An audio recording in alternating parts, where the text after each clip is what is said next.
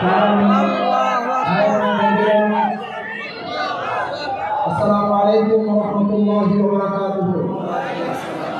July August গণঅভ্যুত্থানের প্রথম বর্ষপূর্তি উদযাপন উপলক্ষে আজকের এই সমাবেশের সংগ্রামী সভাপতি জননেতা নজরুল ইসলাম বুলবুল, প্রধান অতিথি বাংলাদেশ জামাত ইসলামের সংগ্রামী মুসলিম জননেতা সেক্রেটারি জেনারেল সাবেক সংসদ সদস্য জননেতা অধ্যাপক মিয়া গোলাম পরোয়ার, কেন্দ্রীয় মহানগরী নেতৃবৃন্দ, সম্মানিত উপস্থিতি, আজকের এই বর্ষপূর্তি উদযাপন উপলক্ষে আপনাদের সবাইকে আন্তরিক ধন্যবাদ, অভিনন্দন, শুভেচ্ছা জানাচ্ছি। আমাদের সম্মানিত প্রধান অতিথি সভাপতি বক্তব্য রাখবেন। আমি শুধু দুটি কথা বলে আমার সংক্ষিপ্ত বক্তব্য শেষ করতে চাই।